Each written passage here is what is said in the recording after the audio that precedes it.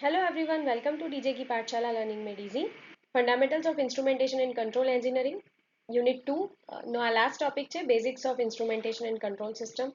Chemical Reactor Temperature Control System. અત્યાર સુધી આપણે બે એપ્લિકેશન્સ જોઈ, water tank level control system, boiler drum level control system અને chemical reactor temperature control system હવે આપણે ડિસ્કસ કરીએ. કેમિકલ રિએક્ટર ટેમ્પરેચર કંટ્રોલ સિસ્ટમની અંદર એક રિએક્ટર મૂકવામાં આવે છે જેને આપણે CSTR કહીએ છીએ.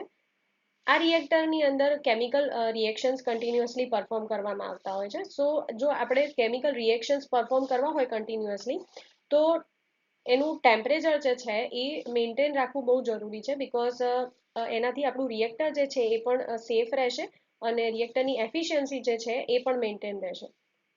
સેકન્ડલી કે જો આપણે કોઈ કેમિકલ રિએક્શન્સ કરી રહ્યા છીએ, બે કેમિકલ્સને મિક્સ કરી રહ્યા છીએ, તો ઇટ ઇઝ વેરી ઇમ્પોર્ટન્ટ કે એના ટેમ્પરેચર જે છે એ રિક્વાયર્ડ ડિગ્રીઝ પર રહે, otherwise the output will get change, એનું જે આઉટકમ છે એ અફેક્ટ થવાના ચાન્સીસ છે.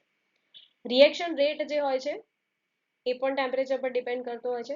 અમુક જે રિએક્શન્સ હોય છે એને એક્ઝોથર્મિક રિએક્શન કહીએ છીએ, જે હીટ વધારે રિલીઝ કરતા હોય છે. તો બીકોઝ ઓફ દેટ આ જે CSTR આપણું જે રિએક્ટર છે એ હીટ થઈ જતું હોય છે. અમુક જે રિએક્શન્સ હોય છે એ એન્ડોથર્મિક હોય છે અને બીકોઝ ઓફ દેટ આ બહુ વધારે ઠંડુ થઈ જતું હોય છે. સો એનું ટેમ્પરેચર મેન્ટેન રાખવા માટે એક ટેમ્પરેચર કંટ્રોલ સિસ્ટમ રાખવી જરૂરી છે, સો દેટ આપણે એની સેફટી અને એફિશિયન્સી સારી રીતે મેન્ટેન કરી શકીએ.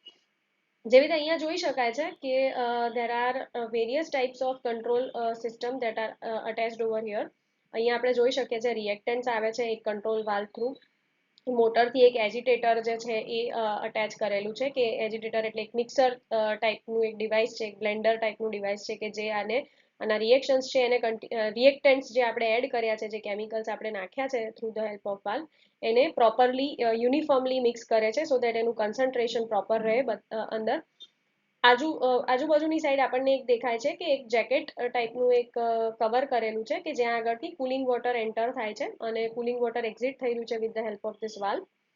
ટેમ્પરેચર કંટ્રોલ અટેચ થયેલું છે તમારા રિએક્ટરની સાથે, અને અહીંયા એક પ્રોડક્ટનું આઉટલેટ કનેક્ટ કરેલું છે, right. So let us go through this reactor working.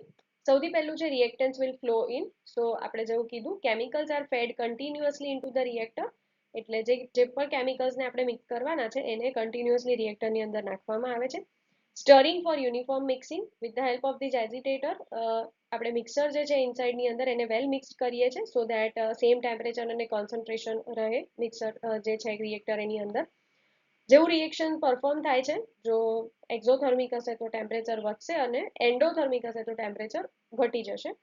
Temperature control system માટે એક જેકેટ ઓર કોઇલ રાખવામાં આવી છે, કે જેની અંદર કુલિંગ વોટર ભરવામાં આવે છે to keep the temperature uniform or at a desired degree Celsius.